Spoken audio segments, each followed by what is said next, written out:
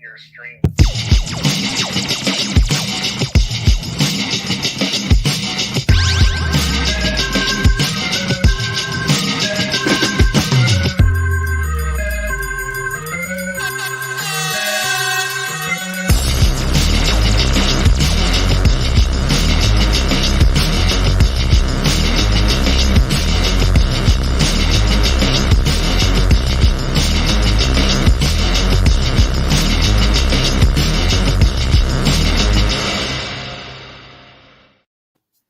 Good evening and welcome to Chasing Prophecy on the UPRN Radio Network, FM 105.3 in New Orleans, where we discuss anything and everything beyond the scope of normal.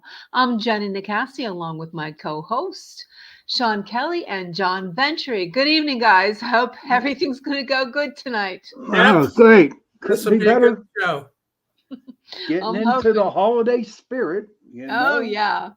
We're in the holiday spirit. All right. Ghosts and everything else creaking around the attic.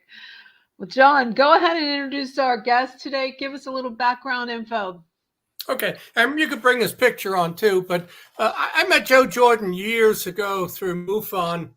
And, as far as his bio goes, by profession, Joe's an environmental health and safety specialist for a leading aerospace company. He's been with MUFON for 27 years. He is the national director for the Philippines. He was the South Korea country director. He's a state section director down in Brevard County. He also runs a group called CE4 Research, and I'll let him talk about that and how that's different than Stephen Greer and some of these other CE5 and other groups that are out there. But his CE4 research findings have been featured in 37 different books. So I wonder if Joe included my book, because I mentioned it there also, his work. But he also partnered with Jason DeZemba of Huntington Beach, California, and they wrote a new book called Piercing the Cosmic Veil, You Shall Not Be Afraid of the Terror by Night. And that's exactly what this abduction thing is. It's the terror by night. And, I had bought his original book, but this is a rewrite and a better version that he's got here. And I read that one also. And you can find this book on Amazon, paperback, or the Kindle version of that. So that's Joe Jordan's background. If you can bring his picture in, we can show everybody what he looks like. I'm trying to find one in here. But okay, well, while you're looking, we'll just talk with Joe. I mean, hey Joe, if you didn't sign in so they can get your picture. Click on it. Yeah, welcome to Chasing Prophecy, Joe. It's good to have you on the show. I've heard a lot about you. So give us a little bit of information, background on how you got into this field. Well, that's an interesting story, how I got into it. When I started out back in 1992, I was not interested in this subject matter at all. I will tell you that. And as I was on a vacation trip, I happened to pick up a book in the kiosk in the airport just for something to read on the plane. Because back in 92, we didn't have all the gadgets that would keep us busy on a long flight. And I was flying from Orlando to Alaska on this vacation trip. And I ended up picking up a paperback in the kiosk, and I was looking for originally science fiction, something that would pass the time, because I love science fiction, always have. And I knew what science fiction was. Science fiction is escapism, and it gives you a little time to just escape from the reality and the harsh things we deal with every day with life. So as I picked this one book up and I looked at it and I said, this looks like a good science fiction book.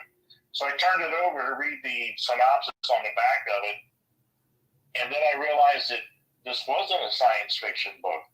This synopsis was saying that this book is a story about the research into a so-called flying saucer crash in the middle of the desert back in 1947.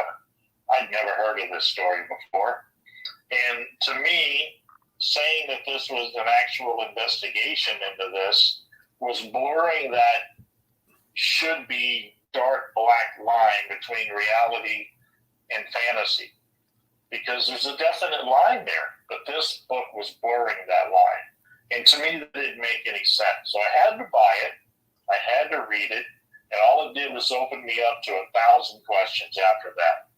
Like I said, I wasn't familiar with this UFO phenomenon to begin with. As I started into all of this, looking for more answers to the questions that were coming up out of this, I was eventually introduced to the Mutual UFO Network. And understanding what that was and how it worked, and it's been around since 1969.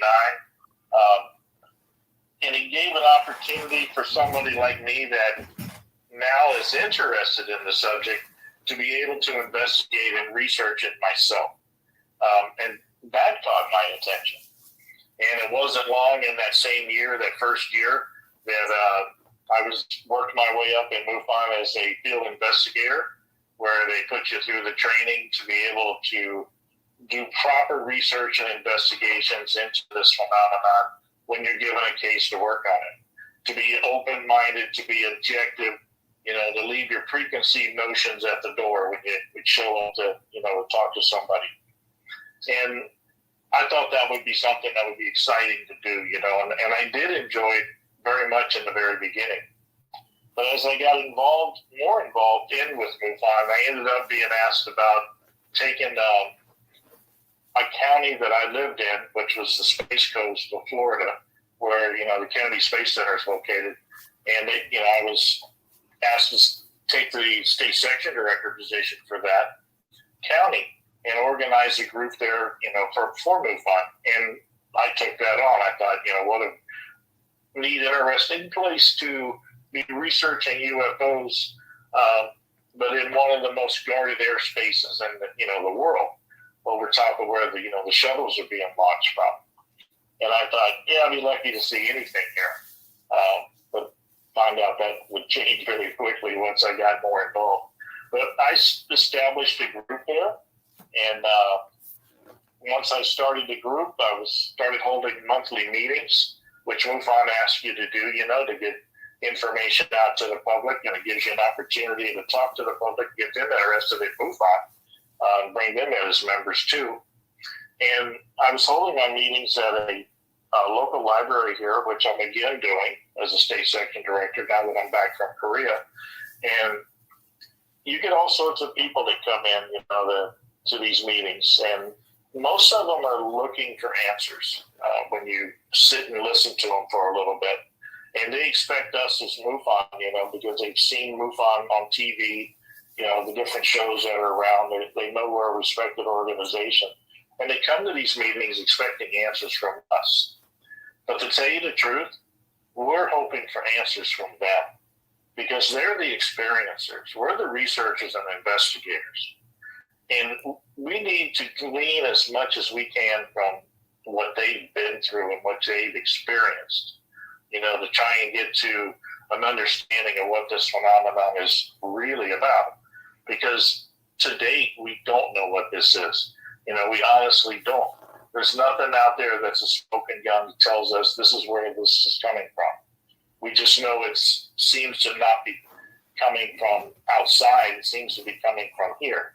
But we'll get into that part later. As I started having these meetings and listening to these people's stories, in the beginning, we were following up, myself and my half a dozen investigators I had trained up working with me in my group. We were following up on sighting reports, going after them, and as MUFON asked, and collecting the data from the reports for their database, which is huge, by the way. It's hundreds of thousands of cases over the many, many decades that MUFON's been around. And what they're looking for is things that might repeat itself, that would give us an idea that there's something we can put together here by querying the different information from many of the cases that come in, try to see if there's something that might be happening, again, that we can put our finger on. But still, we don't have that yet. But as I started listening to people that were coming there, I realized that, to me, the most important information that was coming through our meetings were people that were coming in there and saying that they were contactees or what they were calling themselves alien abduction experiencers. And that was kind of new to me at that point because MUFON wasn't working with abductions at that time. They were working mainly with scientific investigation of UFO reports, you know, and they didn't have a way to work with MUFON. You know, I mean, MUFON didn't have a way to work with the abductions at that time. There was no structured format or anything in place to be able to deal with these people. And they felt that there was kind of outside something that could be scientifically investigated. So I looked at that and I thought, but these people and their stories, if you listen to them, they're the front line of this phenomenon. It's one thing to stand and see something fly overhead or think you saw something strange fly overhead, and to be telling people that you were actually taken aboard that object and things were done to you. So to me, these were frontline people for this phenomenon. And I talked to my investigators and I said, you know, if we're going to get to real answers about what's happening here, I think we need to focus closer to the source. And I felt that these people were that closer to the source point.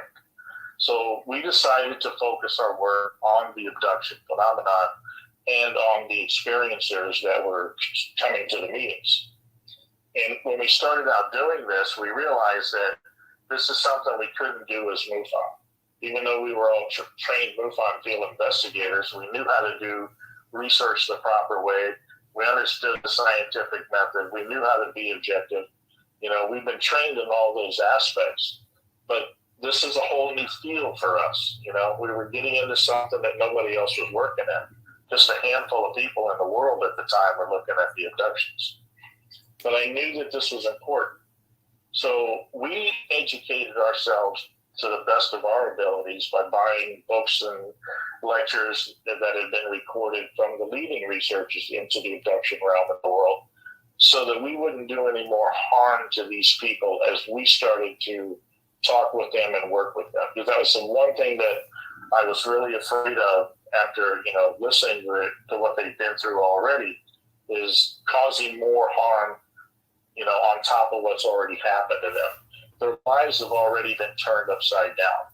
You know, and some of them completely destroyed. They've lost family, they've lost jobs, they've lost friends, because they can't share this information with them. Nobody can relate to what they're telling them, you know? And to go through these experiences and not know when they're going to happen again, to be taken against your will and things done to you that are very traumatic. You know, these people were suffering from very similar symptoms to PTSD that I was seeing, you know, and there was nobody there to help them. There was nothing that anybody had in a way of an idea to help them, except a group that I had, again, never heard of before. But it is something that they had been looking into for some type of help. And that was the New Age metaphysical realm. There were people in that realm that were saying that, you know, they had ideas that they could help these people in some way or another. And, you know, I think a lot of it turned out to be a lot of snake oil salesmen. But it was part of the phenomenon, though. They're searching for, you know, for some type of hope. They're searching for some type of aid to be able to either terminate these experiences or to be able to help them cope with them in some way. So as part of the phenomenon in that way, I also started to explore what they were dabbling in, what they were looking at, what they were using for, you know, that hope. And as I did, I went right down the rabbit hole into that phenomenon myself, you know, while I was doing the abductions. Something lured me right in there, just like they had been lured into it. It's like there was something missing in my life, and that was filling a hole. And I spent the next 4 years of the research time not just doing the research, but also coming at it from the perspective of somebody who was a New Age metaphysical practitioner. When I first started out when I bought that first book, I was what you would call a agnostic humanist. I didn't have a belief system. I was scientific based, and coming at this with, you got to show me something because I ain't seen it. I was that guy from Missouri, the show me state, and there just wasn't enough there to show me that something was happening, that to make this UFO phenomenon what people believed it to be. And as I got into the New Age metaphysical realm, looking for more answers, it gave me a second perspective to look at the same phenomena. Not just one perspective, which most people that get into this see it from, the one that they start out and the one they stay with. But no, I'm already at two different perspectives to be able to look at this as an agnostic humanist and a New Age metaphysical practitioner. But about like I said, 4 years into this, and then situation came about where I was working with one of the investigators that was working with us, who happened to be a Christian. And she was helping us out, happened to be a girlfriend at the time. And I was glad she was wanting to get involved, because working with these people, most abductees are female. And when you're trying to do investigations and listening to testimonials from what they've been through, it can get really personal, with the female things that they've done, that they've had done to them, on that aspect. So it was good to have her there to be able to work with these women and then share the information with us so we could collect our data and the work we were doing. In 1996, things changed big time. And like I said, it was just coming out of those 4 years in the New Age realm. And her being a Christian, she saw that I was having a lot of difficulty, dealing with all of this, working full time, doing investigations, and, still dabbling in the New Age metaphysical realm. And she stopped me one time, and I'll never forget that day. It was a Saturday. I was visiting at her place. And she said, I can see you've got some issues here that, you're not aware of, I don't think. And I think some of these cases you're dealing with are very dark and sinister. And I think you should have some type of protection when you're dealing with them, And I said, well, I got all the protection I need. And I reached into my pocket and pulled out my gemstones that I carried with me that, each one had its purpose of keeping a protection over you in some way or another. And she says, no. She says, I mean real protection. I said, well, what are you talking about? And she reaches over and grabs the Bible and pulls it out in front of me. And I said, we talked about this. We weren't going to mix religion and politics, with our relationship, and we'd be fine. And we had been, because we didn't do that. But here she was stepping over those boundaries. And I said, we talked about this. She says, I think this is really part of this phenomenon and needs to be looked at. What I got here to show you, I think, it is important. And I said, no, we agreed not to bring this into this. And then she made a comment. She threw one back at me that I had used with many people. And that was, you tell everybody you're the most objective, open-minded researcher, investigator there is. And I said, yeah, I'll swear to that. And she says, well, you'll take a look at this then, right? And I just been busted. So I said, all right, 15 minutes, make it quick. And she shared with me the gospel message out of this Bible. And I'd heard it before. I heard it growing up. My parents were Christians. And I'd been to church up until the time I was a senior in high school. And the world kind of, came at me pretty hard. The war was going on with Vietnam when I graduated from high school. I turned away from the church pretty quick. And got into things probably I shouldn't have for a long time. But I knew the gospel message, but I just hadn't bought into it, all that time I spent in church. But when I heard it this time from her, something clicked really, really hard. And I stopped her when she was, just about finished. And I said, wait. I said, I want that protection. Because I feel that protection is way more than what I'm carrying here. And I made a change again in my perspective at that point. I became a Christian. I accepted that gospel message. And I decided, you know what, it's been way too long. And as I did that, I had to relook at what I was getting, what I had been involved with. How does this UFO phenomenon even fit with the Christian belief system? Is it something I should even be involved in the first place as a Christian?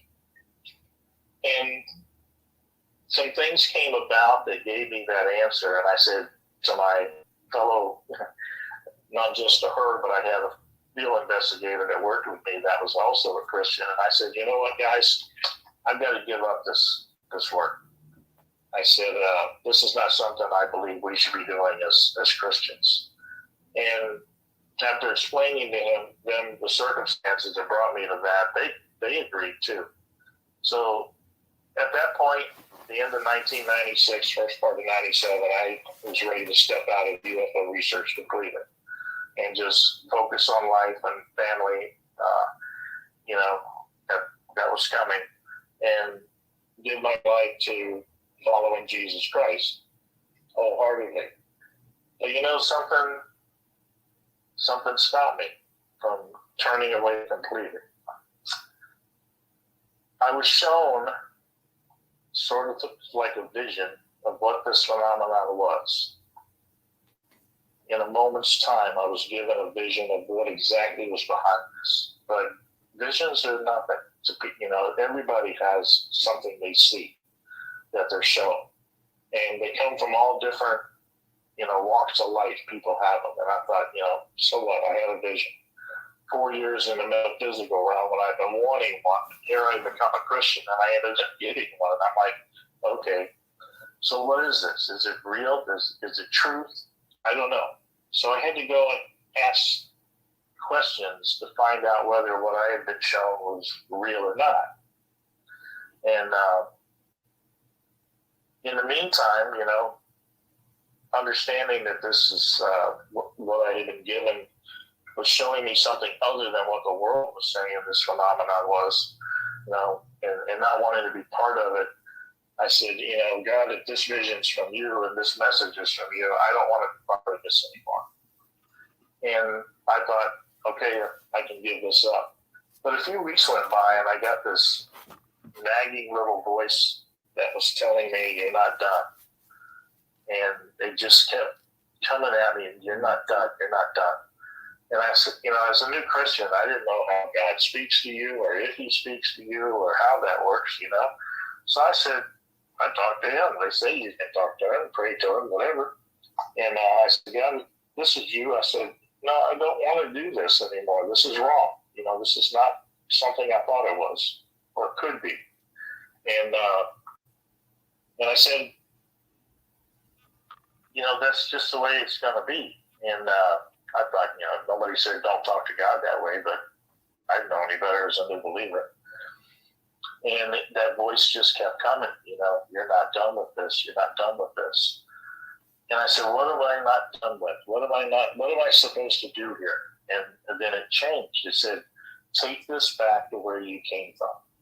Take what you learned back to where you came from. Well, back to where I came from is people that didn't believe in God, didn't believe the Bible was real, the New Age metaphysical realm, the UFO realm, for that matter, and take that vision, the truth from that vision, and take it back and share with people what you have. And I said, no, wait a minute. I can't take this gospel message back to people who don't believe this. I said, it was, by stroke of luck or whatever that I accepted it. But these people are, adamant about not accepting it, not believing it's real. I says, if you want me to take this gospel message back, you got to give me something better, And I thought, okay, that'll put a stop to this. Well, a couple of weeks later, here comes that little nagging voice again. You already have what you need.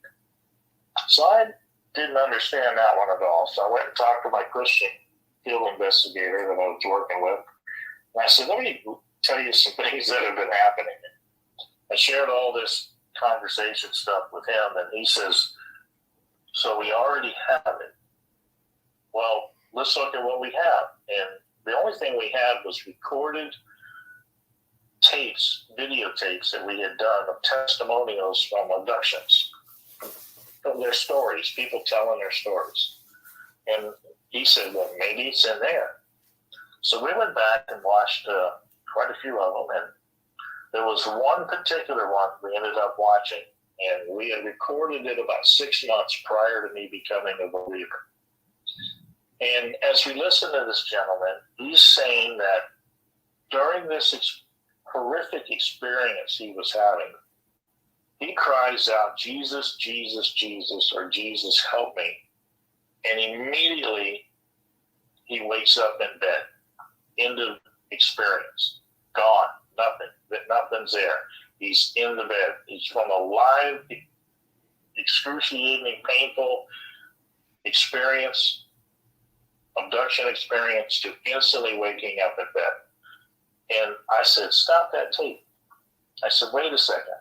In all of our research, we were told that abductions could not be stopped. More or less in that manner, but we were told they couldn't be stopped. The two questions that secular researchers were asking, and they're still asking today, how do you stop this?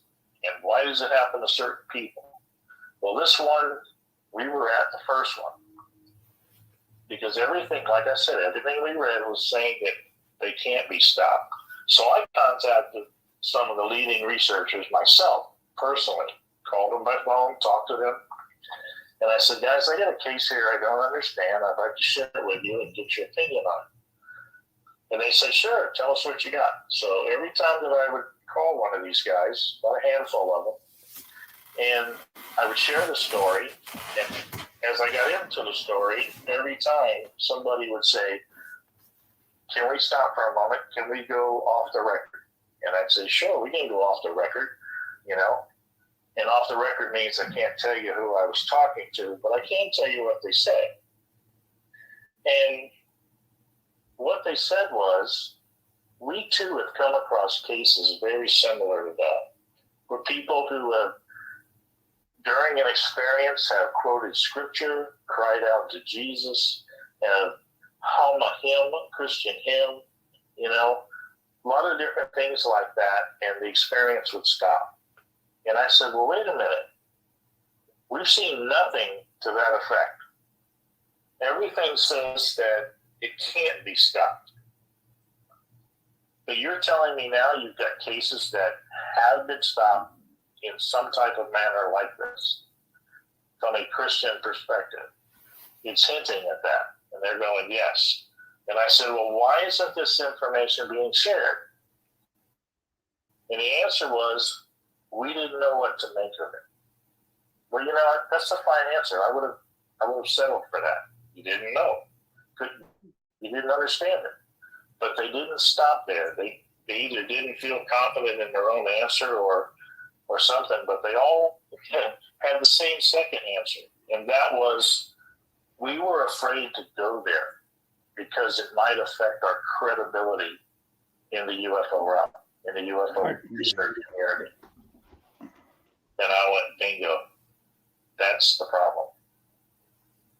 They don't want to get into this aspect of the phenomenon, that might be religious or spiritual aspect to it. So by not telling all the information, most people would call that a cover-up. And we've been listening to the word cover-up for decades in relation to the government. But I will tell you that there's a definite cover-up going on amongst the leading researchers that people in the UFO realm are, you know, relying on for the truth. I call it cowardice, Joe. They're cowards.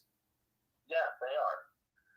And, you know, the big difference is with a lot of them is they don't seem to be working for a living except working telling stories about this phenomenon, and that's something that I've stayed true to myself. Is I haven't relied on this information, to support myself. I continue to work full time. I still do.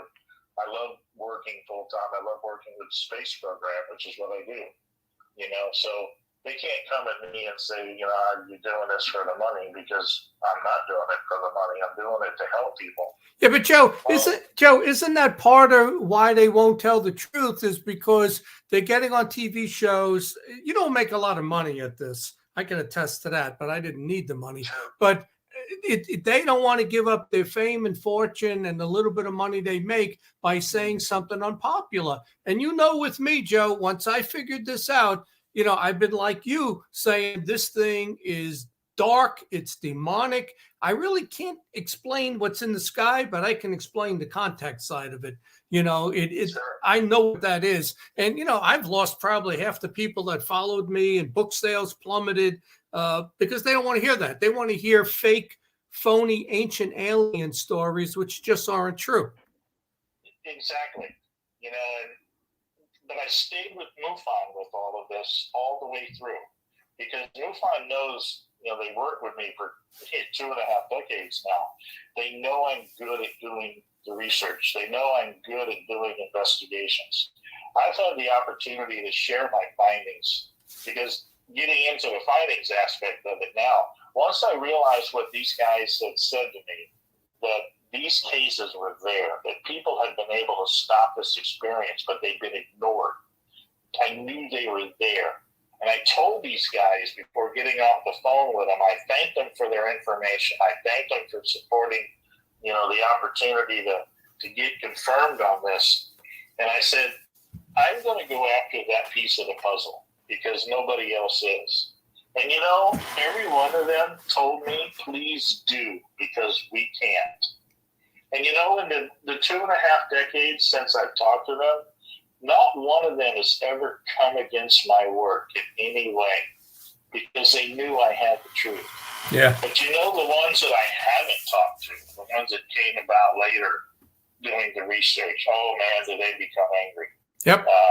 Especially Dr. David Jacobs. He's come out, just flat out telling me this is a lie, what these people have experienced, but you know what? Been able to stop it. But what's funny, Joe, is that Jacob's research supports what we're saying, that this is malevolent, and he won't say it's the return of the Nephilim, but that's what he's showing us in his research, and it's very negative. He says there isn't any good part about it, but they don't take that step like we have to say, you can repel this, you can repel angels and demons with the name of Jesus, And they don't want to go there because I understand what the problem is, because I was one of those people myself before I became a believer in Jesus Christ.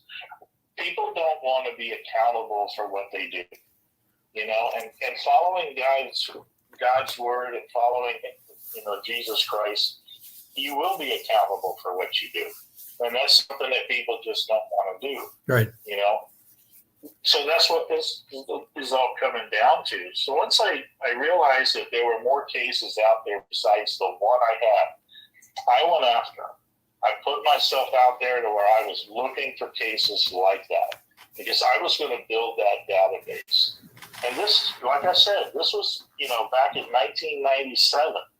That's when I started it with CE4 Research Group, because I couldn't do it as MUFON, like I said, because they had no setup for this, no format.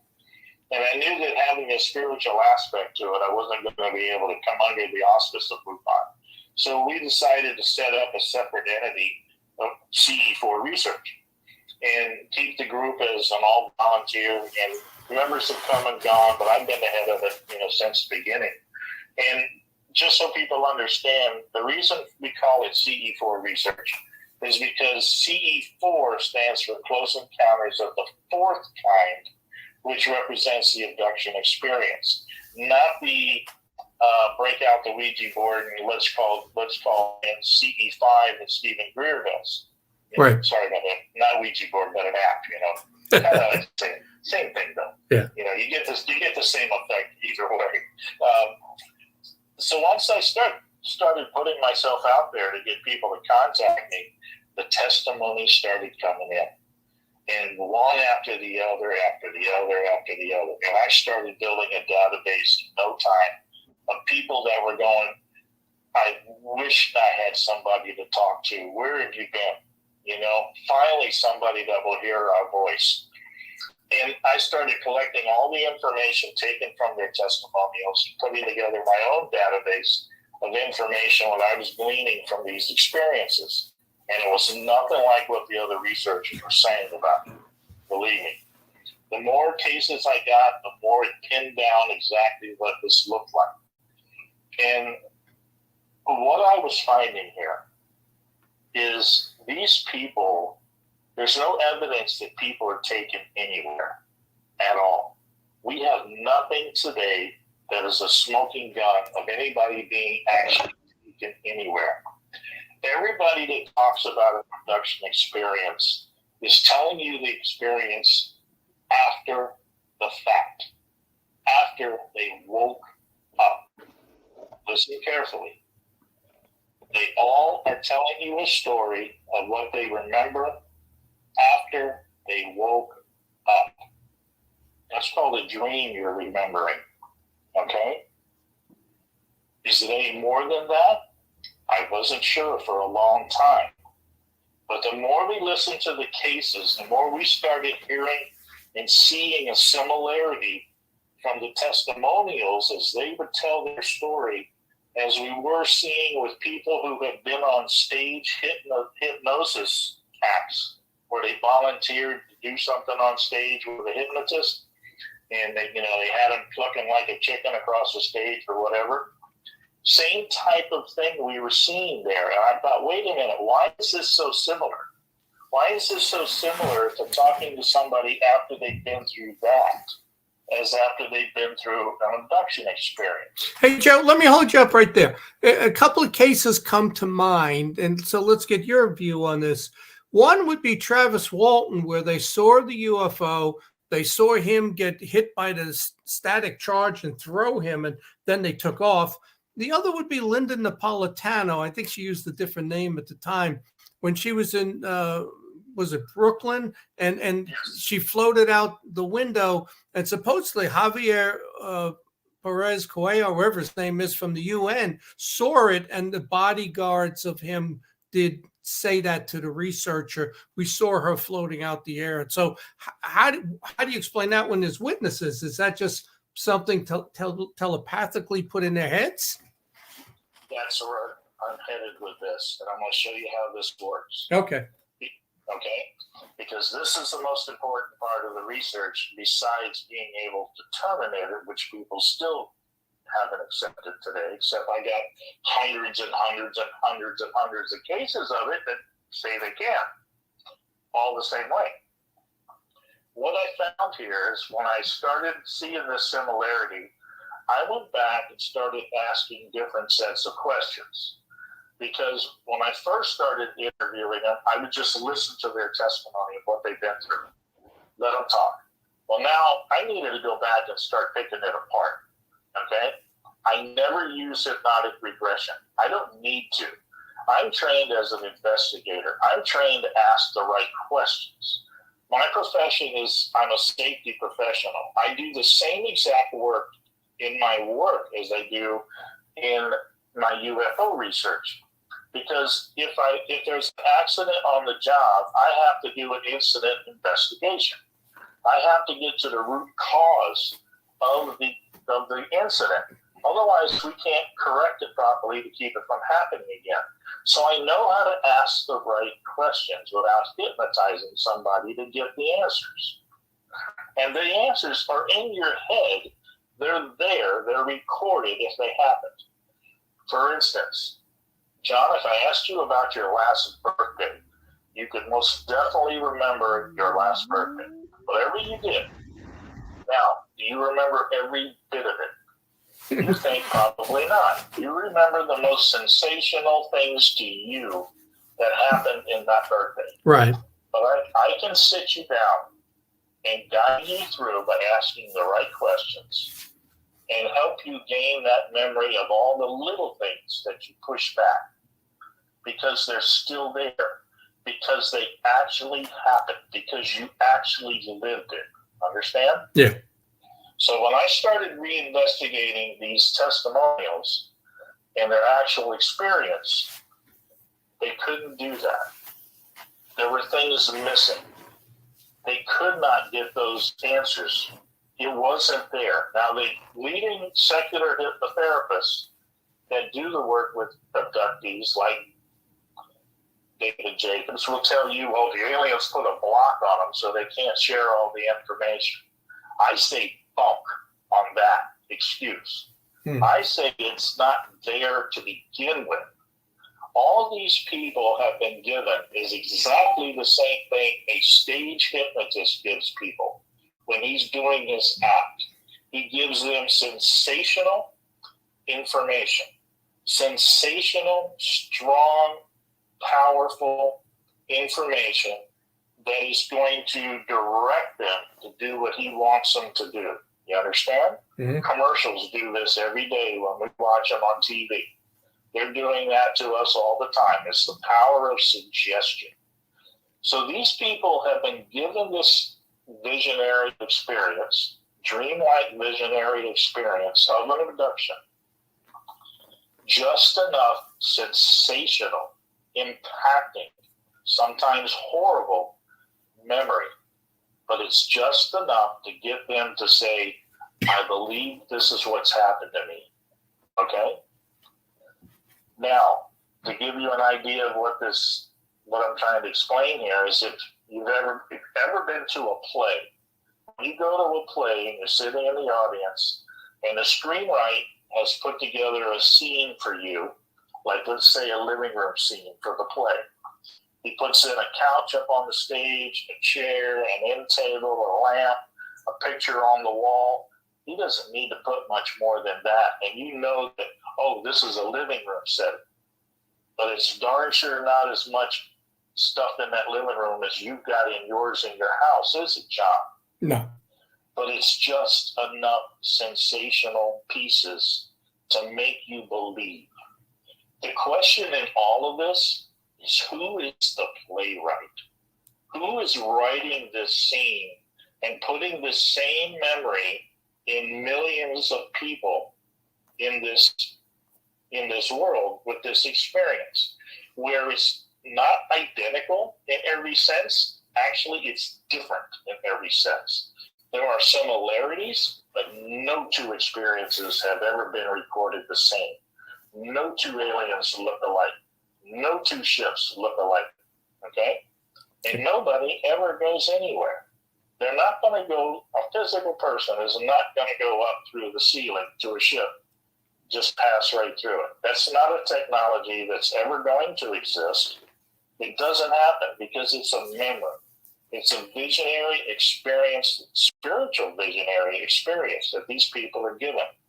The same type we see recorded in biblical history in the Bible, where people have these same types of visions. Look at the one that the UFO community likes to use against Christians. Look at Ezekiel 1:1, where the guy has the vision right there at the river Chebar, okay? And he tells you, I had a vision.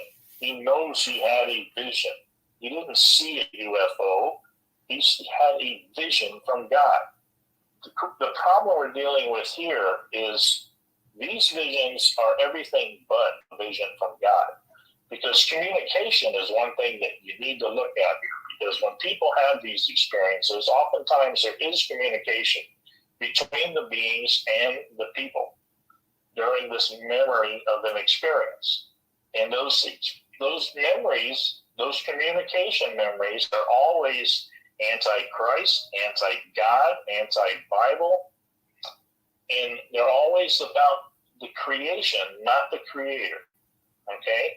So these entities are coming here to do what? Share a new gospel, you know, one that as Christians we were warned that that's something you're supposed to be leery of, but it's always something to do with the environment or save the planet or something like that. Never something personal about helping, us personally. Yeah. Hey, Joe, hold on a second. How would you explain out-of-body experiences? Because I had one as a kid, and then I had one when I went to my first MUFON symposium in 1999 in Northern Virginia. When I came home, I had an out-of-body experience and a whole bunch of other things, lucid dreams and stuff. Did my spirit actually leave my body where I can see the top of my house? Or did they implant that? How do you explain an out-of-body experience? No, I believe that that's an implanted. We've opened ourselves up to this experience. And that's something that I found also in the research. The answer to that question, that why does this happen to certain people?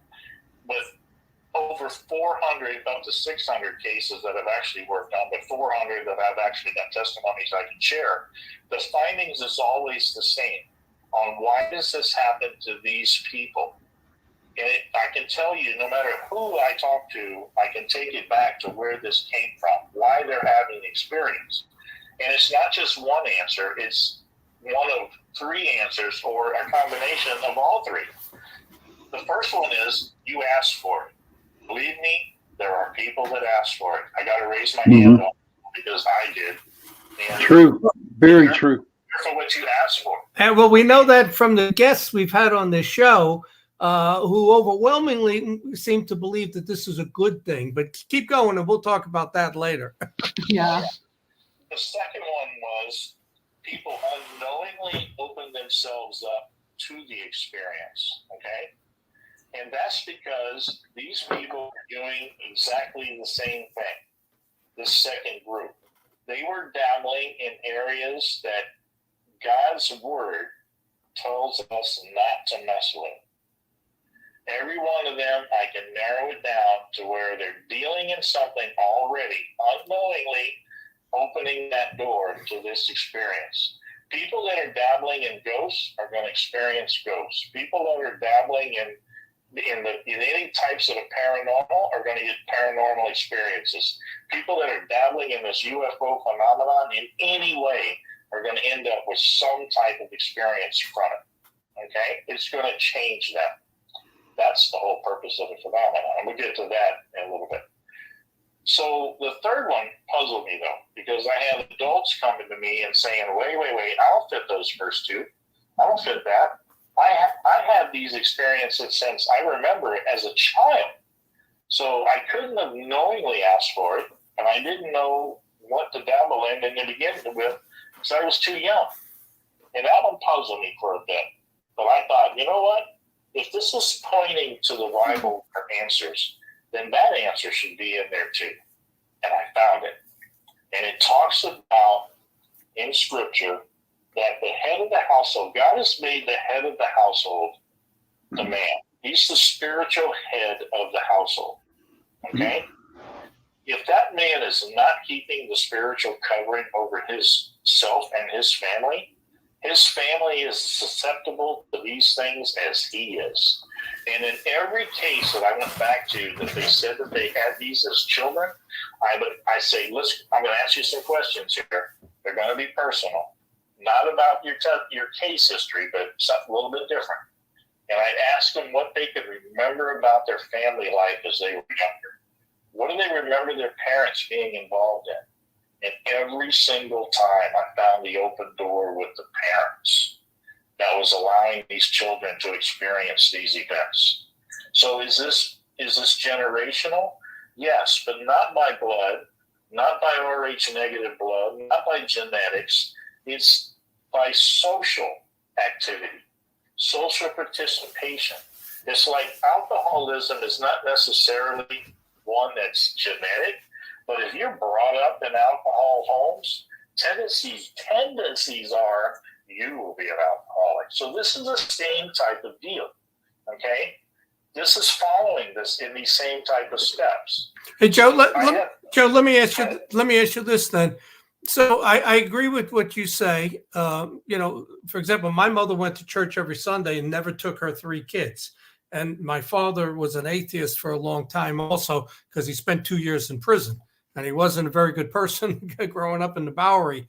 But I also believe that in the Bible also, sins of the father will be passed on to the third or fourth generation. And I look at people where bad things happen to good people, and they say, why did this happen? And I think some of this comes from your parents, your grandparents. It's almost like it has to even out, like yin and yang, good and bad, that if something really bad was done, somebody along the line has to pay for that. And I tell my kids that, if I do something, it's going to come back at you.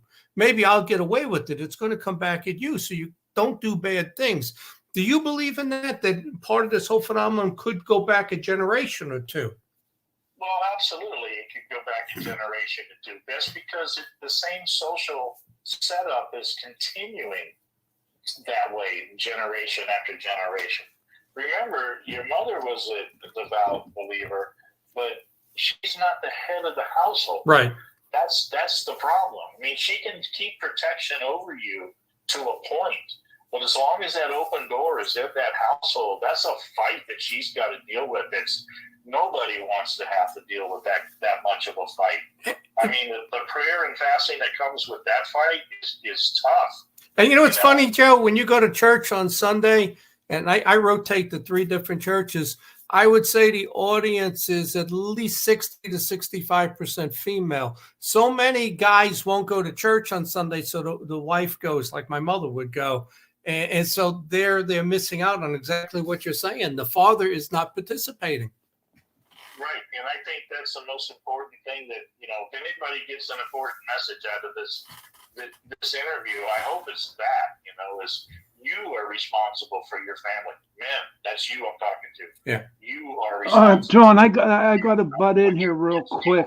Your family feels Hey, Joe. right with God, Yeah. Hey, Joe, Sean has a question. Yeah, not a question, but I just want to thank Carnation for sponsoring the second hour of our show tonight. Joe, thank you for coming on the show. I'm enjoying what I'm saying, but that was our commercial break. we need to have you come back on, because there's a lot of things that I have questions for you about when you talk about the Bible, when you talk about God, when you talk about this, when you talk about that. See, I see it different from what you and John have. All right.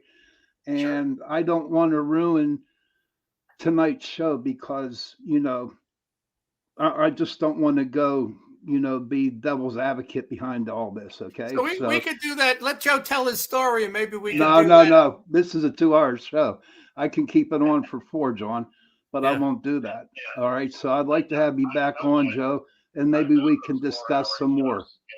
All right. Well, Joe, if you don't. It is complicated, and I will tell you that, like I said in the beginning of my story, I was one of those devil advocates. I wasn't always coming at this as a believer. I didn't become a believer until I got into, UFOs. And I was 32 years old. I was 41. I'm not a Bible thumper from the beginning. I came across the truth after seeing it from 2 different perspectives. Okay. And it didn't give me the answers that I was looking for. It wasn't until I came to this perspective to look at it through that I was able to put the answers all together and going, wow, this is bigger than anybody has a clue to. And, so what I've got here is a way that people can stop the experience by testimony, not me, by their testimony. Okay, I got hundreds and hundreds and hundreds of testimonies, plus the word of these secular researchers that said they've come across it, but won't talk about it, that it can be stopped in the name and authority of Jesus Christ. Now, not just stopped, because I came across that little problem back in 2004 when Ann Druffel wrote her book, Stopping Alien Abductions, where she listed a whole bunch of different ways that people have recorded stopping abduction experiences, and calling to a higher power, is what she called it, could be any higher power, was one of those. Well, that's when I realized that, okay, we got a problem with the terminology here. It's not just that these testimonies I have been able to stop the experience. they've been able to terminate it as a life pattern where the other ways have not. That's the major difference. These entities will respond to fool you. This is about delusion, deception, lies. All of this is about this. And they will allow you to believe that you stop that experience as long as you don't find the true meaning of how to stop it. And that's through a relationship with Jesus Christ. Now, here's one that science tells you you've got to have repeatability to your hypothesis to make it effective, right? To make it believable. Well, when I started posting these testimonies, that's all I was doing, was building a database to show people that this is something that isn't being talked about.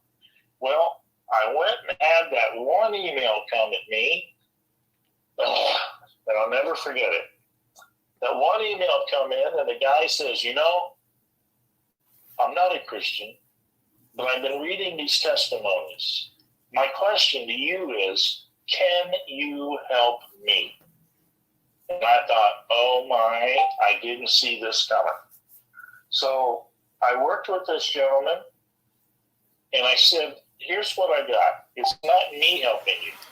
I can show you what's worked for all of these people, and it's your choice whether you want to go this route or continue to live in fear and distraught as you are from these horrible experiences you're having. Well, he says, I would be willing to try anything.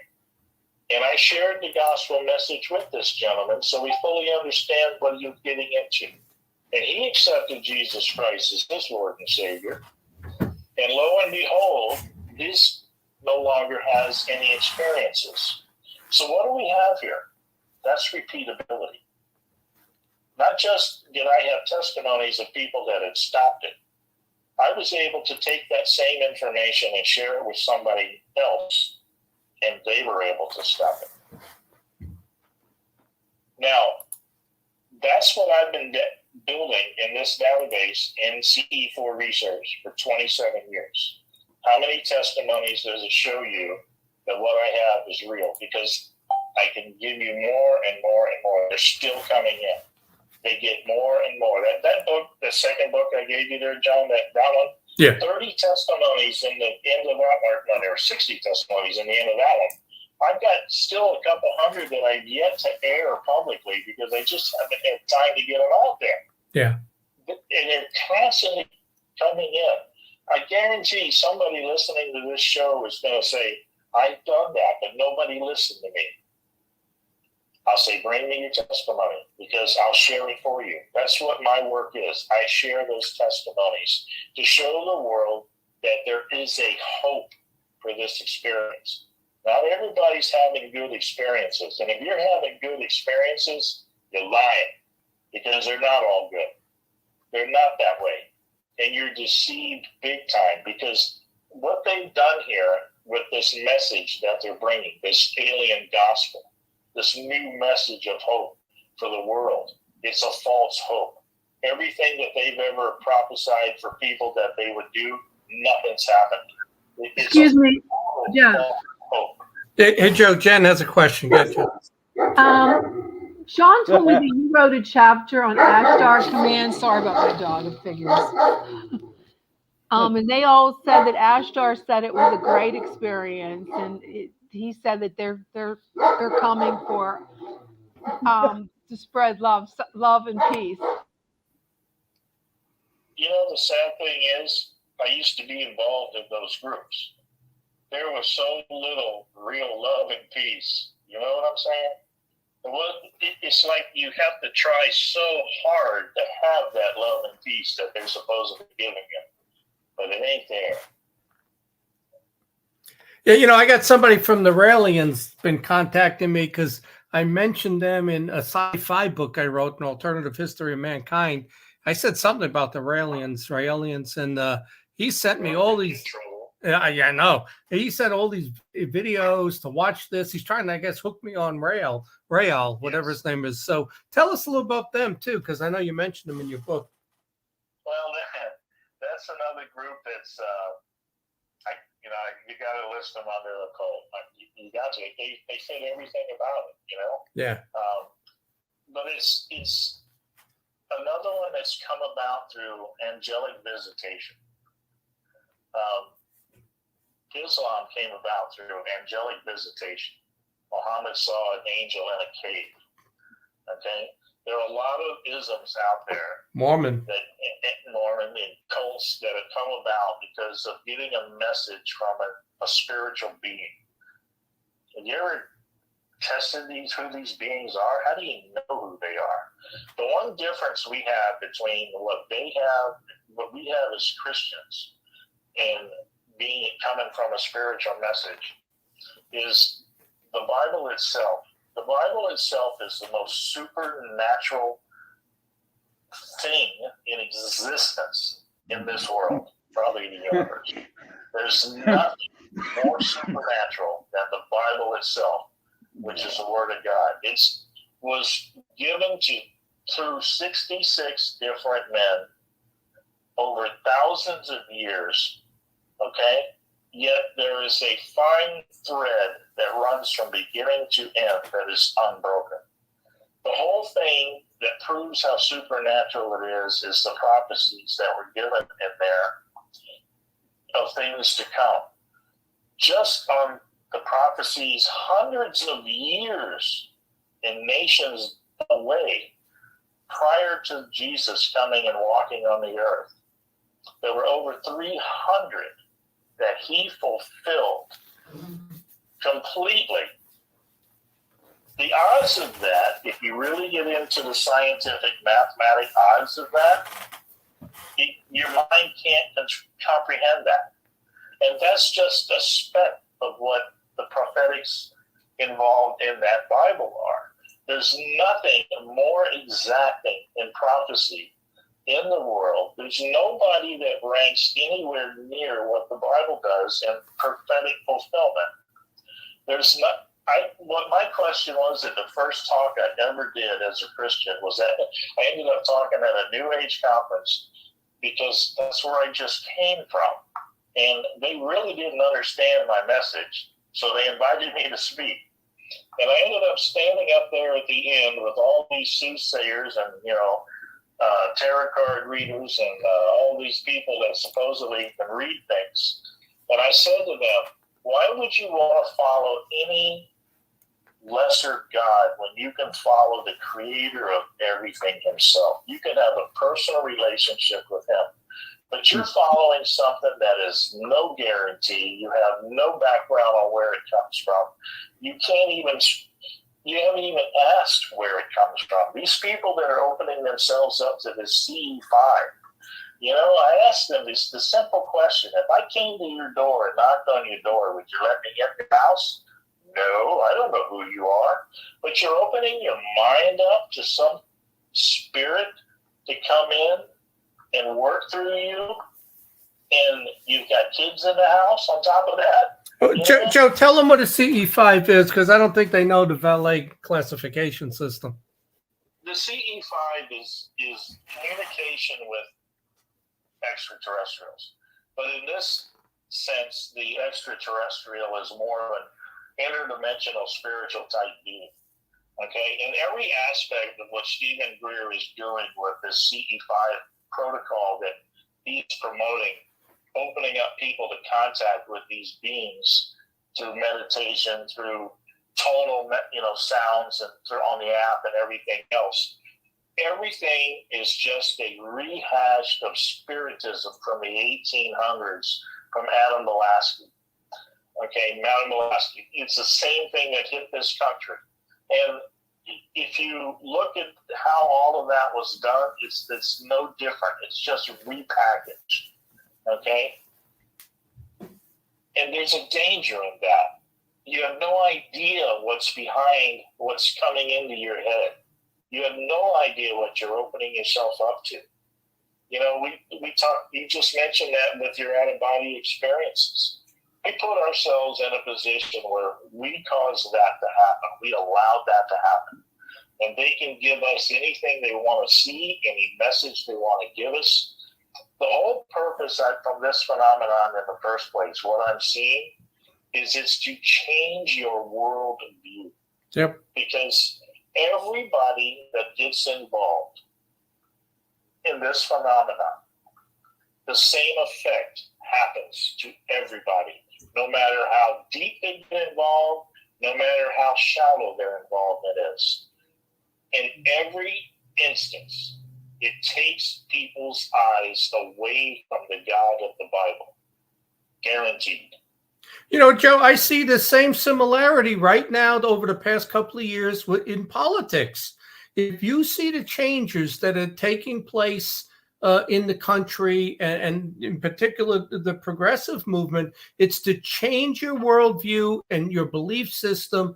And I think a lot of what they say and do falls under the occult or demonic influence. They're telling us things are okay that we always believed weren't okay.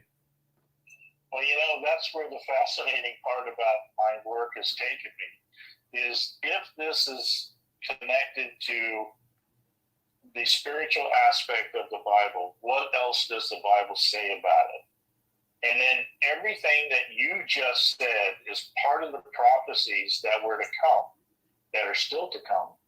Okay? And we're seeing them happen. False prophets. Everything. Yeah. The one world order, the one world religion, because that's where all of this is headed because of this phenomenon. Okay? Here's the scary part, John. Yeah. The real scary part that people don't want to hear about is, if this is what my work is showing, and work like you've done is showing, that there is a sinister, demonic, spiritual presence that is perpetrating this delusion, this masquerade of angels, as Jack LaLay put it, which is, I believe, exactly what we're seeing here. We're seeing the emperor's new clothes. If this is what this is, if this is exactly what we're seeing here, okay, and these testimonies supporting that they have to respond to that name, okay, then what we're seeing here is what the Bible refers to in 2 Thessalonians chapter 2, which is the strong delusion that's to come, okay? And that strong delusion would be so powerful, with lying signs and wonders in the skies and everything that comes with it. But that delusion would be so powerful and so complicated and so in-depth that if it were possible, even the very Christian elect would be deceived. Yeah. If it were possible. Do you know who's behind that delusion? God himself sends that strong delusion. To test people? To test people. Yeah. We are at that point, I truly believe, in humanity's history, in that prophecy line, to where this is what we're seeing here. Because I'm seeing Christians change their worldview of the Bible because of an experience with this phenomenon. They're being tested, and they're not following what God wrote in his word. I'm getting the impression, Joe, that I'm getting the impression from listening to you that you are all people who have experienced some kind of supernatural, extraterrestrial encounter is not, they're seeing evil demonic presence instead of, do you believe that there are a higher power being out there, or do you just think it's some kind of an illusion? No. There is a being that has more ability than we do as humans. The Bible tells you all of this. They're called the hosts of heaven. Okay. Okay, so they're angels. They're messengers of God. They have nothing to do with other planets. No. Not all are messengers of God. If you read what the Bible tells you, it tells you there was Hey, Joe, I don't trust the Bible. So there. Well, I'm not saying that. I'm saying you don't have to trust the Bible. Okay. Okay. Let's back up. To give me information, and I'm telling you what I'm seeing in how it lines up with the Bible. Okay, back up for just a moment.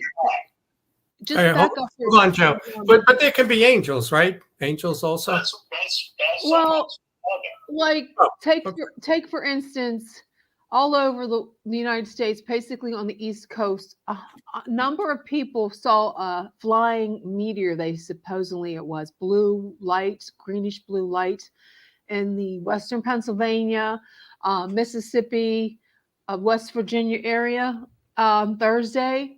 Now they're saying it could have been a UFO, it could have been a meteor. So you're saying it's either some kind of angelic or some kind of demonic.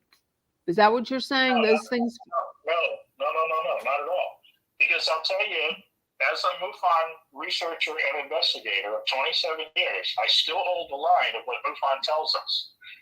98% of all UFO reports are misidentified natural phenomenon or man-made objects. Okay? The same thing goes with the abduction experience. I have to weed out medical issues. I have to weed out people that are just having bad dreams. It's only when you get down to the ones that are really the major not following normal things, the ones that fall into the paranormal category, which is why the term got changed to UAP, because that's that final little ones that don't follow natural physics. Okay, and they had to give it a special classification. But we're dealing with a minor percentage.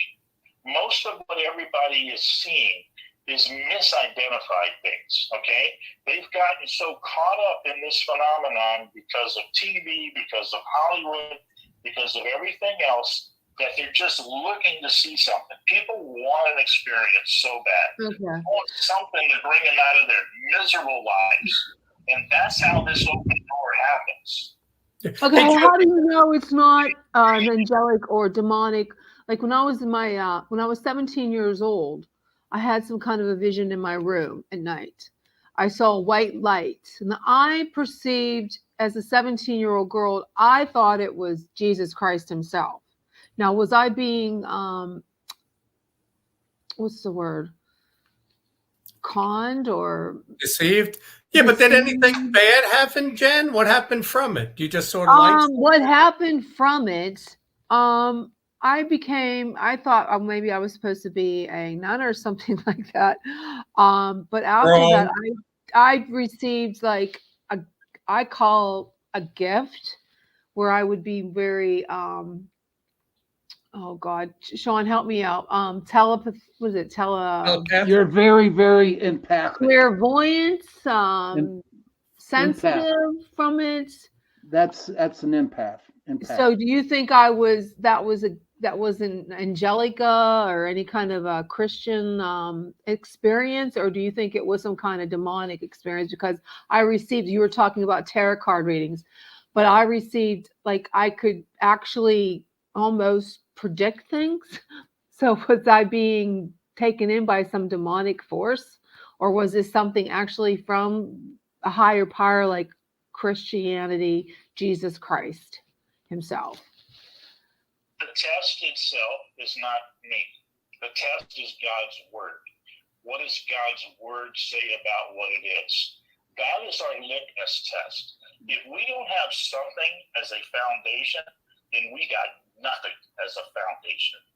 And that Bible has withstood thousands of years, thousands upon thousands of prophecies. It's proven itself to have existed as a historical events all the way through it because archaeology supports it. There's nothing else in the world that fits as close as that does to answering everything we need to survive as human beings on this planet. That is our book for life and anything other than life. Our litmus paper is is it stand up to what God said? Because God warns us about entities coming and sharing a new gospel. Okay? He warned that it would happen, and he warned the first thing that the apostles asked Jesus before he left this planet was, tell us, please, what to look for your return. Because he told them he was coming back to claim the people that were the believers.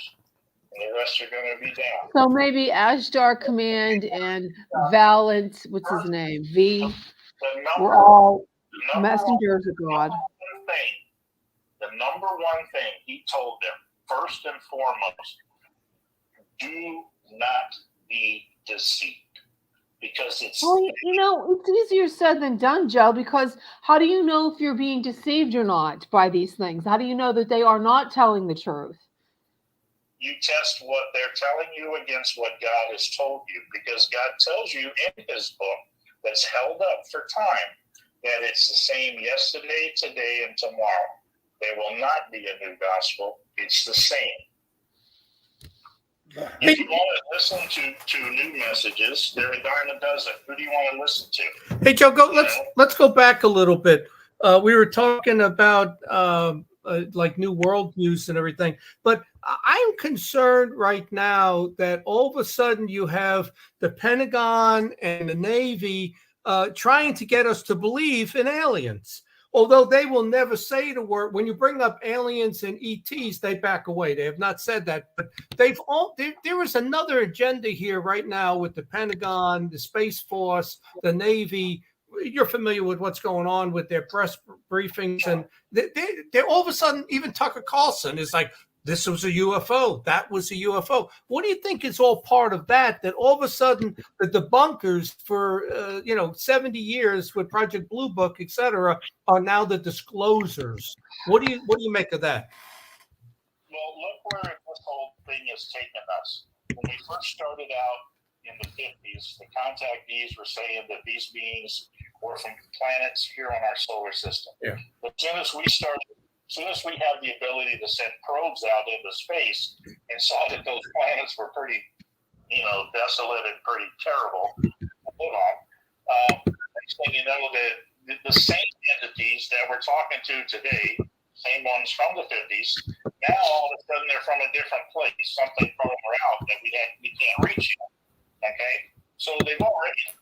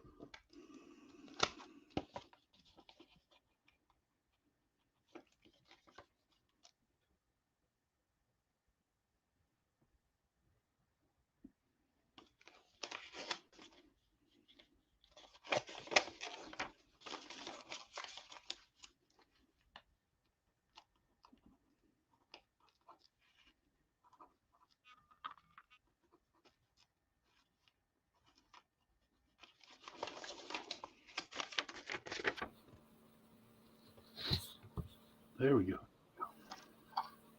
Hello? I'm here. Tell John to turn his mic on. The Bible is telling us that we're seeing our angelic hosts, deceptive angelic hosts, then what we're seeing are manifestations. And a manifestation is not going to be able to be explained in a matter of physics and mathematics, because a manifestation is an ability, not a technology. We see examples of those manifestations in the Bible many, many places, where these angelic beings can manifest from the spiritual realm that they exist in as spiritual beings into physical beings on our world to give messages to people. Okay, that is a manifestation. They did not create a being themselves in the human form. They took what was available, matter, energy, and made themselves manifested. They're not human beings. They're appearing as human beings. The most extensive piece of work in the Bible describing exactly what I'm talking about is the story of Jesus after he rises from the tomb. If you read those scriptures and you watch how he changes from when he comes out of the tomb and the first two ladies he meets. He says, "Do not touch me. I have not yet ascended." His body is changing from physical to spiritual. Okay? It's in that process. In those days before he left off the mount and went to heaven, he was amongst 500 plus people as witnesses. It's documented. Those people saw him appear and disappear. They saw him appear into a room without coming through a door, a wall. He just appeared. Yet at the same time, he shared meals with them. Why? Because it's customary, not because he's hungry. He told doubting Thomas, "Place your fingers in my wounds. You will see that I am him." Okay? Then why wasn't his book put in the Bible? Yes. Why wasn't Thomas's book put in the Bible? Then if we just take it and throw the Bible out, we can do that. You don't want to talk Bible anymore, that's fine. But you No. I just want to know why Thomas wasn't put into the Bible. Hang on. Let's go back to the testimonies, my word. We don't have to talk about Bible at all. We can talk about research and investigations and findings. Let's go back there because that we can talk about. I've got hundreds of cases that people have been able to get their lives back that were destroyed.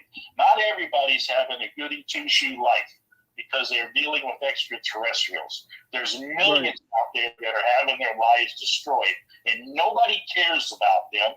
Nobody wants to talk about them, and nobody has any help that they can offer these people. Whenever you say, like, I have a problem, okay, and you don't know me, say like someone comes to you and say, "Hey, Joe, listen, this happened to me, blah, blah, blah, blah, blah." How do you know they're not lying to you? I will take them through a process to where I will try and eliminate anything as an investigator that could cause that issue. How do you do that? If they hang on. We deal with this every single time. I believe that half the people that have gotten on this bandwagon of being good alien followers are just doing the same thing. So we can either nullify this and say they're all liars, or let's look at this seriously and let's look at the people that have been helped. The testimonies of people's lives being changed by being helped through that relationship with Jesus Christ. Deny that part, because I can show you testimonies from their families where they say these peoples have come back to normalcy. Hey, Joe. Yet nobody else has been able to help those people in any other way. Group settings, therapy sessions, that doesn't help. It gives them an opportunity to cry on each other's shoulder, but that's it. But I'm telling you, I got hundreds and hundreds of cases that people have been able to terminate it as a life pattern. And the only way that's been able to work is through that name and authority of Jesus Christ and a relationship with him. I don't care whether you believe the Bible or not. I'm telling you, I got the case files. Yeah. Hey, Joe. That's undeniable. Joe, for it to work, and I've said this to people too. I mean, you can throw out, stop in the name of Jesus, but if you don't believe in him, you actually have to believe in the higher power and believe that he is who he is for it to work. Exactly. Otherwise, it doesn't work. Yeah. Yeah, it's not a magic word. Yeah. And let me tell you, there are people who are non-Christian believers that name has helped. You know why? Because it's hard for anybody in our history right now on the planet that doesn't know who he is. Right. They just don't want to follow him. Okay? They choose not to follow him. But when the shells start coming around your foxhole and you got nowhere else to reach but up, and he's the only one there, they call out the name. Right. Believe me, he'll show you his power, and you will change. You will start questioning what just happened. Hey, Joe, case upon case like that. Yeah, let's take a step back a little bit. When you mentioned Jesus, not to touch him because he was ascending. So my question is, a lot of people talk about, being implanted, having fetuses taken. In the Bible, there's the Nephilim. They mated with the Watchers mated with the human females. Do you believe in that whole part that when they go from the spiritual realm, which is where the angels and demons are, into the physical realm, that they are fully, let's say, capable and whole, that they could mate with the female, and even further than that, are they taking the sperm or the ovum or taking it into their dimension? Because a lot of these stories seem to lead that way. They lead that way because they're part of this strong delusion. Remember, I told you the strong delusion will be powerful enough to deceive even the very elect. It's going to be as deep can go. And we already know this whole phenomenon is. There's not going to be a mix between something that's spiritual and something that's human. Okay? That doesn't happen. If you've been in science class, you know better than that. Okay? You're in science fiction now if you're thinking that. This Nephilim thing, that's a misinterpretation of scripture that people are running with and trying to sell you a fortune of books on. Okay? I will tell you that too. Lost a lot of good Christian friends that are preaching that one. You know, what happened to preaching God's, gospel message? And now they're preaching giants instead. Who cares about giants? How's that going to help anybody? Yeah, but Joe, they mention giants in the Bible, in Jericho and Canaan. They're not Nephilim. They're not mixed between angels and humans. They're just giants. We got giants today. It's not the same. Okay. You're not dealing with a genetic mix of something spiritual and something human. People want to take that into the science fiction realm. This is not science fiction. What we're seeing here is something that is an ability that they have to deceive. Okay? And that is what we're dealing with. These hybrids, there are no hybrids. That's the thing. They're not. The whole thing about the hybrid thing is, what I have found with that is the most controlling aspect of the experience to hook a woman and get her to believe and fall for this whole thing. Hook, line, and sinker. Okay? And that's what I'm seeing in every aspect. These entities know the power of the maternal instinct, and they're using it, because almost the majority of your experiencers are women, and that is how they're being hooked. If there were hybrids, where are these hybrids? This has been going on for 50 years, if not more. There's no place they're around. They're not here. And the sad thing about preaching this whole hybrid deal is it's dangerous, okay? Are you going to go tell your own dad that he's not your dad? I mean, have yet any of them done that? This whole thing is just so much ridiculousness. Yeah, well, Joe, back in 2018, I put a $30,000 reward out for DNA, blood, anything from a hybrid. Because I like you, I was saying, okay, you all talk about this. I'm a hybrid. This one's a hybrid. Okay, let's go to UPMC, get a blood test, a DNA test, let them run it and see if they come up with something that's non-human. And there were no takers. I thought 30 grand was a lot to put out there. I was comfortable with it. I don't want to go any higher, but there were no takers.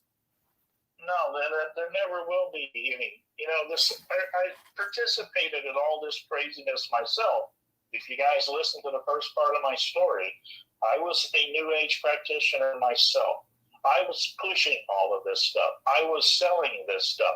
I was part of this lie until I realized it wasn't answers that were going to be meaningful. There wasn't answers to anything. Okay? It wasn't until I got a third perspective on this, one that had answers to it, one that had effect to it, an effect that actually worked for people, where you can actually offer people a hope that are going through this.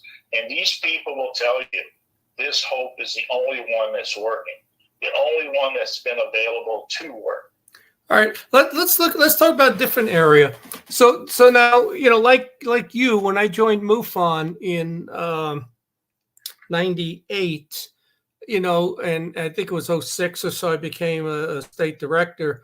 I looked at the nuts and bolts, what's in the sky, go to the websites, let's explain away, because just about everything that passes over is going to be on some website meteor, asteroid, airplane, whatever. So now when someone says, and I've had so many people tell me they saw a UFO, let's say within 500 feet. So, it's a CE2. It's not just a light in the sky. They saw it, they see it, the Travis Walton, and they picked up on radar, some of them. How do we explain that then? What are these? Because something is being seen and picked up, in the sky. If you want to talk about that 2% that we were talking about, the ones that don't behave properly, the ones that don't make sense. Yeah. Now we're falling back into the same realm. This is where the work I do in abductions comes along and meets that realm of sightings. Okay? Because this stuff that they're seeing, that when they say it doesn't match our physics, it doesn't follow anything that our physics can answer. When it can be seen but not on radar, when it can be on radar but not seen, when it travels at speeds and makes right-hand turns that are impossible to be able to happen. How is that even possible? It's easily answerable when you use and understand the ability of that term I used before, manifestation, because it's an ability that these beings have, not technology. When they manifest into our realm, they can manifest as anything or anyone. It's nothing to them to manifest as looking human as it is to looking like a craft, okay, a tic-tac, a pyramid, a gimbal. The thing is, when you get into some of the understanding of the physics that we do know, for that craft to be able to do those type of maneuvers at that type of speed, if you look at what Einstein talked about, and this is going back to science class, which a lot of people don't remember or didn't go or didn't care about, and they're dealing in science fiction. But if you take one aspect of what Einstein was talking about out of the picture, and I'm going to say take that one time out, take the word time out of the calculation. If you remove time, that vehicle that those people are seeing, the Navy is seeing, can do those kind of maneuvers. If that thing was encapsulated in a bubble that had no time there, then that thing would be traveling in a timeless bubble, right? Yeah. You remove that from the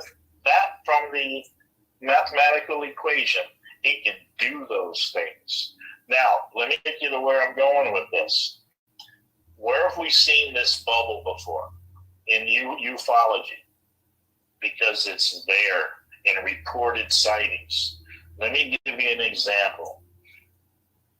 Jenny Randles came up with a term in 1995, 94 for something that she was seeing, where people were having close encounters. Oz effect? The Oz effect. Yeah. This is what we're seeing. This Oz effect, where people are in close proximity to an actual visual sight, but yet they talk about they felt like time stood still. They're more fascinated with their experience than what they saw, because they experienced something that didn't make sense. I've interviewed people that have had this experience. They're so close that they're enveloped in that bubble that this manifestation has created. And it's timeless. They feel like time stands still. It's always totally silent. No birds, no nothing. I had the opportunity. You brought Travis up in 2018 in Philly. Was it in Philly? Yeah, at the symposium. He was there and he spoke. I was dying to ask him the question at the end of his talk. And I said, I got up there and I said, Travis, I'd like to ask you one question. But I wanted to take you there first. And I said, I want to take you to the point to where you're in the truck with the guys, you're seeing that light through the trees, the fire in the sky, you called it, and you got to that point to where they stopped the truck, slammed on the brakes, you jump out, stop right there. Tell me what you hear. And he's standing on the stage and he's looking to me eye to eye. And I could see his mind just going back. And he says, I hear nothing. Total silence. The guys, he couldn't hear the guys hollering. He couldn't hear the cicadas and the trees and the woods. He couldn't hear the wind blowing through the woods. He heard nothing.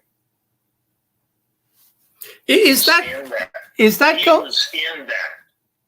that going into another dimension, or just like you say, the bubble that surrounds this thing so it can move and defy gravity? No, that bubble is their realm penetrating ours. So piercing that cosmic veil. Does that make it interdimensional at that point? Interdimensional is a term that secular people use. As Christians, we know this to be spiritual realm. Okay. God talks about two realms, the physical realm and the spiritual realm. He talks about the physical body and the spiritual body. We are going to take on spiritual bodies eventually. Okay? This is what Jesus was doing. He was taking on the spiritual body. He was going into that manifestation in reverse. He was going back to spiritual. Okay.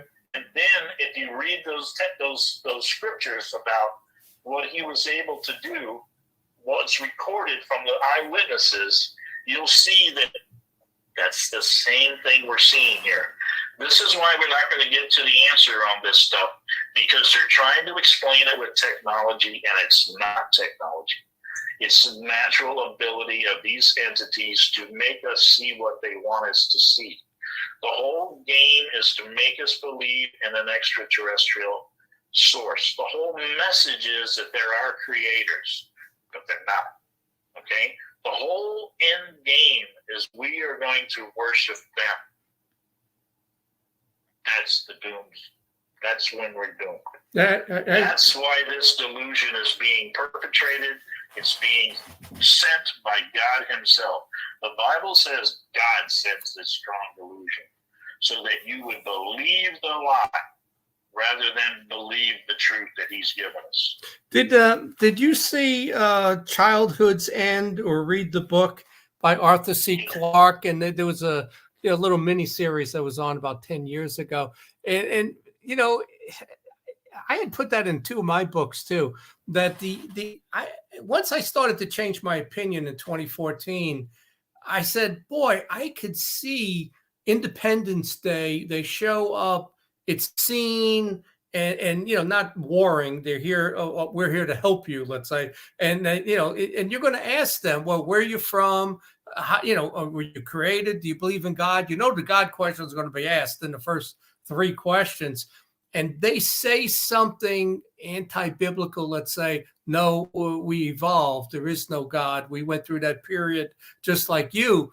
And people will then follow the UFO because of superior technology. I could see that as that strong delusion and apostasy that takes 80, 90% of the people away to follow the UFO. Some people laugh at me, but then I saw the movie with Arthur C. Clarke. I said, there you go. 70, 60 years ago, the guy had the same idea, wrote a book, and they made a movie out of it. So this answers what's going on. You asked about what's happening with the naysayers from before, but now all coming out and saying it's real, and the government releasing all of this stuff. What are they saying? What's our government saying? That they're in fear, okay? They're putting the fear factor in. They're saying that this is a hazard to national security and airspace. Yeah. They want us to rely on them. The government does. Yeah. Not rely on our faith in Jesus Christ. This is where they're heading. This is where this is going. They want us to put all of our faith in them. And you can see how that's worked over the past few years. Yeah, and it's funny, Joe, is in September, Lou Elizondo came out with an interview where he said he wants to blow up the UFO field and ufology, and that this whole thing, anybody that posts stuff on Facebook and blogs and podcasts like this, that they claim are making things up and tall stories, and a lot of them are tall tales and exaggerated, that, almost the Navy guy said you should be prosecuted, but Elizondo said this whole thing should be controlled through the Pentagon and their group and the Navy, I guess. So, but who trusts them? Exactly. Who trusts the entities, Yeah. Who are you to trust here? Yeah. I tell you what, I'm going to trust the research. The research that I brought you guys tonight is one that works for people.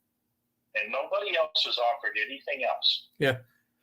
Let me go back to that just a little bit. Is when I read that article about how they wanted to control the whole thing, what popped into my head was NICAP, when the CIA infiltrated them and they pushed Major Kehoe out. The CIA became the director and the controller, and they just proceeded to bankrupt them over a couple of years, paying big salaries and expense accounts, and they bankrupt NICAP. So now you fast forward, and MUFON is the only real, UFO investigatory group that's out there nationwide, worldwide. My gut told me was Jan Harzan set up. I don't want to go into it, but, he went for the bait, but was he set up? Was that what Elizondo was talking about, to blow up ufology and groups and the people that are involved? And will they try to take MUFON over and then bankrupt it to get it out of the way? I believe that is part of their agenda. Possibly. Especially when you've got as many believers as I've come across, within the organization that I've been able to talk to. Yeah.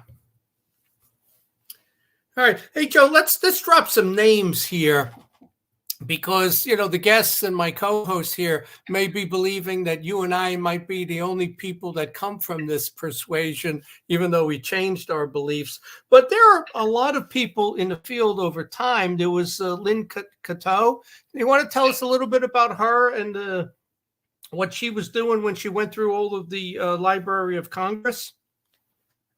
I don't have as much of information on her like I should. I know about her, but I can't say all of that. Well, basically, Lynn Cateau back in '69, she worked at the Library of Congress, and she decided to look up everything on UFOs and kind of categorize it like you do with abductions, let's say. And she wrote a report and came to and it was for the Air Force told her to do it. And she went through all the cases that were published there, and she came across it and concluded that this is just another demonic storyline, let's say, if they're going through all of that. And that was back in 1969. Let's look at some of the ones that are just today, though. Yeah. I mean, here you got a guy that's pioneering this whole thing, with the government, Tom DeLonge. Yeah. Have you looked at what he's been saying? Yeah. This one here, there's I've got quotes sitting right here in front of me. Yeah. Listen to these. There's a very, very strong link between what people think demons are from the Bible and other religions and the UFO phenomenon. What you have is something that doesn't like man and either feels jealous of or has some kind of plan for what man is to be. That just makes it that much more worse when you think about it. That's Tom DeLonge. I agree. Here's Dr. Gary Nolan, okay? This one was fascinating. Noted how different witnesses to UFO sightings often see different things. Almost as if whatever it is projecting something into the mind rather than it being a real manifestation material in front of you. That's Dr. Gary Nolan saying that. Okay? Here's another one. Former CIA officer Jim Semivan and his wife had their own encounters with aliens in their bedroom. As Semivan recounted on Coast to Coast AM show, he stated that it was his real encounter and not a state of trance. Paranormal activities were observed by both Semivan and his wife in their house. Semivan agreed with the statements made by Skinwalker Ranch researcher Colm Kelleher that the UFO phenomenon is a lot more than nuts and bolts and machines. There are also psychic and biological elements that make things even weirder. I think they mentioned that the phenomenon is a natural part of our universe, and we're living in it, but we don't recognize it. The same way that insects and animals don't recognize the human universe. It seems to be peeking inside our little consensus reality, as I explained to somebody once. Yeah. It comes close, it teases us, it cajoles us, it lies to us, but you can never take it home to meet the parents. It won't allow you to do that. There's no formal introduction. Add on top that there's no ontology, which is just a fancy word that basically means there's no structure to even discuss this. We don't have a common lexicon because somebody says we have dots but no connections. I don't even think we have dots. And this is coming from your CIA guy. Yeah. Okay? And this goes on and on and on. And these are not me as a Christian saying this. These are the people that are the people we're relying on for the truth now. Yeah. Okay?